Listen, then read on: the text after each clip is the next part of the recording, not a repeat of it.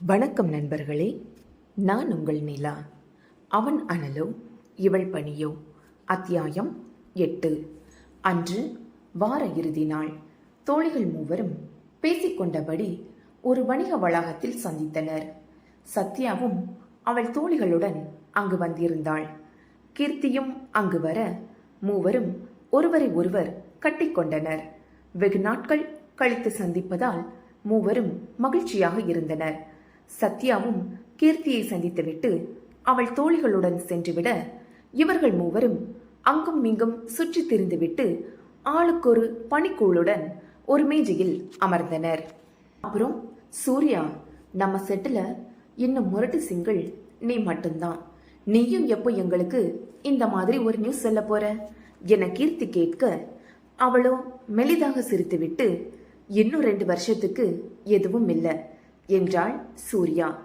அதை விடு, நீ ஃபோன்ல கடலை வறுக்க ஆரம்பிச்சாச்சா என்ன? சந்திரிகா கேட்க ஏதோ இப்பதான் ஸ்டார்ட் ஆகியிருக்கு லைட்டா. அதுக்குள்ள ஃபீலிங்க பாரு சூர்யா என மூவரும் மாற்றி மாற்றி பேசிக்கொண்டிருக்க அவர்களை நோக்கி வந்தான் ஒருவன். சந்திரிகா அவனை கவனித்துவிட்டு யாரோ ஒருத்தன் நம்மளை பார்த்து வரான் என கூற மற்ற இருவரும் அங்கு திரும்பி பார்த்தனர். மூவரும் ஒரே நேரத்தில் அங்கு பார்க்க அவனை பார்த்ததும் கீர்த்தியின் முகம் மாறியது. ஹாய் கீர்த்தி என அவள் அருகே வந்து அவன் நிற்க அவள் மற்ற இருவரையும் சங்கடமாக பார்த்தாள். இவர்கள் குழப்பமாக அவளை பார்க்க கீர்த்தி சற்று எழுந்து அவன் அருகே நின்று, இவர்தான் நான் கல்யாணம் பண்ணிக்க போறவரு, பேரு கோகுல் என சிறிது வெட்கத்துடன் கூறினாள். இருவரும் ஒருவரை ஒருவர் பார்த்து கொண்டு அதன் பிறகு வாங்க என அவனிடம் கூற நால்வரும் ஒரே மேஜையில் அமர்ந்தனர். இவ சூர்யா, இவ பேரு சந்திரிகா, நாங்க 3 பேரும் ஸ்கூல் டைம்ல இருந்தே ரொம்ப க்ளோஸ் என அவர்களை அறிமுகப்படுத்தினாள். சந்திரிகா சூர்யாவிடம், இவளை பாரு, இங்க நம்மளை பார்க்க வரதா சொல்லிட்டு அவ ஆளை வர சொல்லியிருக்கா என்க, கொஞ்சம் சும்மா இரு சந்து என அவளை அடக்கினாள் சூர்யா. அவனோ, ஹலோ, 2 பேருக்கும் சாரி, ப்ராமிஸா நான் இங்க வர போறது உங்க ஃப்ரெண்டு கிருத்திக்கு தெரியாது. இன்னைக்கு நீங்க 3 பேரும் இங்க மீட் பண்ண போறத பத்தி கீது போன்ல சொன்னா.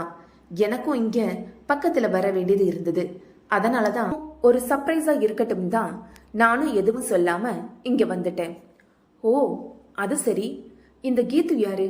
சந்திரிகா கேலியாக கேட்க, அவர் என்னதான் அப்படி சொல்றாரு என்றாள் கீர்த்தி பல்லை கடித்து கொண்டு. அவனோ சிரித்து கொண்டான்.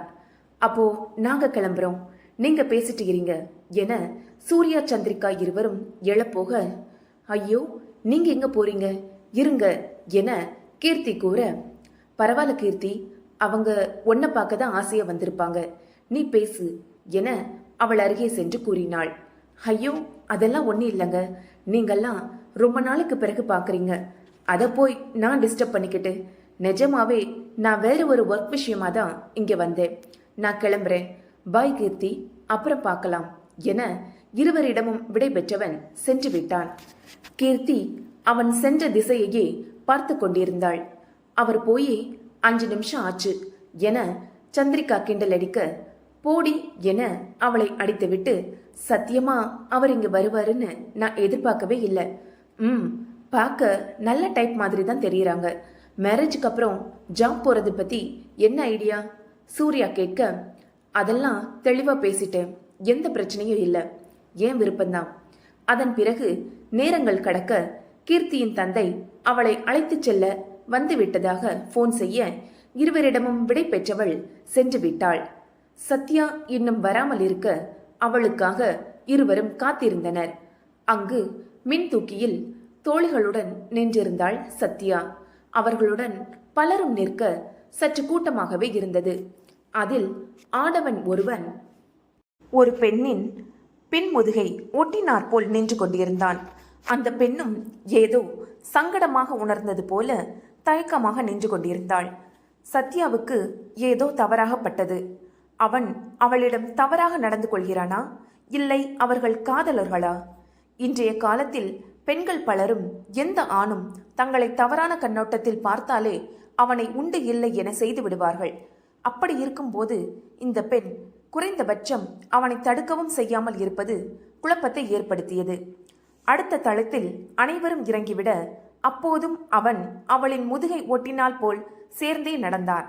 அதில் முகம் சுளித்தவள், 2 பேரும் தப்பா நடந்துக்கிறதுக்கு இந்த மாதிரி ஒரு பொது இடம்தான் கிடைச்சதா, என்ன ஜென்மங்களோ என மனதில் நினைத்து கொண்டவள் தன் தோழிகளுடன் சென்று விட்டாள். அந்த பெண்ணோடு சென்றவனோ பெண்கள் ஓய்வறை வாசல் வரை அவளோடு சென்றவன் அவள் கையில் ஒரு துணிப்பையை கொடுத்துவிட்டு உள்ளே போ என கண்களால் சைகை செய்தான். அவள் உள்ளே சென்றதும் இவன் வெளியே தள்ளி வந்து நின்று கொண்டான். சிறிது நேரத்தில் துணியை மாற்றிக்கொண்டு வெளியே வந்தவள் நேராக அவனிடம், ரொம்ப தேங்க்ஸ் அண்ணா, இந்த ட்ரெஸ் எவ்வளோன்னு சொல்லுங்க, பணம் தந்துடுறேன். அதான் கொடுத்துட்டியேம்மா. அவள் புரியாமல் பார்க்க, அதான் அண்ணான்னு சொன்னியே, அது போதும். என் சிஸ்டர் இந்த நிலைமையில இருந்தா நான் பார்த்துட்டு சும்மா இருப்பேனா? உன்னையும் நான் அப்படி நினைச்சதாலதான் வாங்கி தந்தேன். அப்புறம் இந்த மாதிரி டைம்ல லைட் கலர் ட்ரெஸ் போடாத. வெளியே வரும்போது இன்னைக்கு மாதிரி எதிர்பாராத விதமா ஆகிடுச்சுன்னா உனக்கு தான் சங்கடம். இன்னைக்கு நீங்க பண்ணது ரொம்ப பெரிய விஷயம். ரொம்ப ரொம்ப தேங்க்ஸ் அண்ணா. பத்திரமா வீட்டுக்கு போ என அவளை அனுப்பி வைத்தான். சூர்யா, சந்திரிகா இருவரும் சத்யாவை எதிர்நோக்கி பார்த்து கொண்டிருந்தனர். அதோ வந்துட்டா என சத்யாவை இருவரும் பார்க்க அவளது முகம் ஒரு மாதிரியாக இருந்தது. சத்யா, என்னாச்சு? ஏன் ஒரு மாதிரி இருக்க? ஒண்ணு இல்லக்கா. கீர்த்தி அக்கா எங்க? கிளம்பிட்டாங்களா? அவன் அப்பவே போயிட்டா. ஏன் நான் டல்லா இருக்க? சூர்யா மீண்டும் கேட்க, அது ஒரு பொறுக்கி. ஹே, எவனாவது ஏதாவது தப்பா? சூர்யா சற்று தயக்கமாக கேட்க, ஐயோ என்ன இல்லக்கா, வேற ஒரு பொண்ணுகிட்ட. ஆனா அவளும் அவனுக்கு சப்போர்ட் பண்ற மாதிரி தான் இருந்துச்சு. அதான் என்னாலையும் அவனை ஒண்ணு சொல்ல முடியல. குழந்தைங்கள்லாம் வர இடத்துல இந்த மாதிரி நடந்துக்கிறத பார்க்கும்போதுதான் கடுப்பா இருக்கு. விடு சத்யா, சில ஜென்மங்கள் அப்படித்தான் இருக்கும். வா போலாம் என திரும்ப அங்கு நின்றிருந்தான் யுவா. கடையில் எப்போதும் அவனை சீருடையில் கண்டுவிட்டு இன்று டிஷர்ட் மற்றும் ஜீன்ஸில் காண வித்தியாசமாகவே தோன்றியது. போன் பேசிக் கொண்டிருந்தவன் சூர்யாவை பார்த்ததும் அவள் அருகே வந்தான். ஹாய் சூர்யா, சுடில ரொம்ப அழகா இருக்கீங்க, அவன் வாய்விட்டே கூறிவிட்டான். அவன் இவ்வாறு கூறியது சத்யாவுக்கு சுத்தமாக பிடிக்கவில்லை. பின்புதான் சந்திரிகாவை கண்டவன், ஓ சந்திரிகா, நீங்களும் இங்கதான் இருக்கீங்களா? You look also beautiful. ஆமா, இவளை பார்த்தாதான் உங்களுக்கு உலகமே மறந்துடுமே. நான் மட்டும் எப்படி கண்ணுக்கு தெரிவேன்? மனதில் நினைத்தவள் வெளியே சிரித்து கொண்டாள். எங்களையும் பியூட்டின்னு சொல்ல ஆள் இருக்கு, தன்னவனை நினைத்து கொண்டாள். யாருக்கா இது? சத்யா கேட்க, நான் சொல்லி இருக்கேன்ல யுவான்னு, அது இவங்க தான். ஓ, ஆனா அக்கா இவரை பத்தி சொல்லும்போது நல்ல விதமால சொன்னா. ஆனா இவன் இன்னைக்கு லிப்ட்ல பண்ண நல்ல காரியத்தை தான் நான் என் கண்ணால பார்த்தேனே. நடந்தது இதுதான். யுவா கடையில் துணிகளை பார்வையிட்டுக் கொண்டிருக்கும் பொழுது அந்த பெண்ணை பார்த்தான். தூரத்தில் இருந்து பார்க்கும் பொழுதே அவள் ஆடையை கண்டு கொண்டான். சுற்றியும் பார்த்தவன் அவள் அருகே சென்று, உனக்கு இன்னைக்கு பீரியட்ஸா என மெதுவாக கேட்க அந்த பெண் அதிர்ச்சி அடைந்தாள். மனம் அடித்து கொண்டது. திரும்பி பார்த்து அவனை முறைத்தாள். உன்கிட்டதான் கேட்கிறேன். அவன் மீண்டும் கேட்க அதன் பிறகே அவள் அறிவுக்கு அந்த விஷயம் எட்டியது. அது உங்களுக்கு எப்படி? உன் கூட யாராவது வந்திருந்தா அவங்கள கூட்டிட்டு சீக்கிரம் ரெஸ்ட் ரூம் போ. இல்ல, நான் தனியா தான் வந்தேன். கண்களில் கண்ணீர் வந்து விட்டது. அவனுக்கும் பாவமாக இருந்தது. சரி சரி, அழாத, ஒன்னும் பிரச்சனை இல்ல, என் கூட வா என யுவா அழைக்க அவள் தயங்கினாள். என்ன உன் அண்ணனா நினைச்சுக்க, வா என்றதும் அவனுடன் நடந்தாள். அவளை ஒரு இடத்தில் நிற்க செய்தவன் அவசரமாக ஒரு டாப்ஸை வாங்கி வந்து அவளிடம் தந்தான். எந்த ஒரு விஷயத்தையும் நாம் கண்ணால் பார்ப்பதை வைத்து தவறாக முடிவெடுக்க கூடாது. சத்யாவின் இந்த முடிவும் அவளுக்கு வாழ்வில் பெரிய அதிர்ச்சிகளை தர காத்திருக்கிறது. இவங்க யாரு? யுவா கேட்க, இவ என் தங்கச்சி, பேரு சத்யா. ஓ, ஹாய் சத்யா. அவன் சிரிப்புடன் பார்க்க அவளோ, அக்கா நான் கீழே வெயிட் பண்றேன், நீ சீக்கிரம் பேசிட்டு வா என சென்று விட்டாள். சத்யா நில்லு, ஏன் இவ இப்படி போறா? சாரி யுவா சார், அவ கொஞ்சம். பரவாயில்ல விடுங்க சூர்யா, அப்புறம் உங்கள் ஃப்ரெண்ட் எப்படி இருக்காங்க?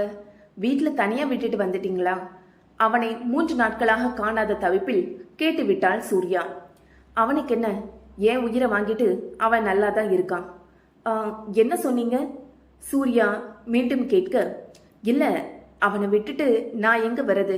தேவும் வந்திருக்கான். 2 பேரும் ஒன்றா தான் வந்தோம். கிளம்புறதுக்குள்ள எனக்கு வேலை வந்துடுச்சு. அதை முடிச்சிட்டு வர்றதுக்குள்ள அவன் கீழே போயிட்டான். ஃபோனில் அவன்கிட்ட தான் பேசிகிட்டு இருந்தேன். கீழே தான் அவன் வெயிட் பண்ணுறான். உங்கள் ஷாப்பிங் முடிஞ்சதுன்னா வாங்க போகலாமே.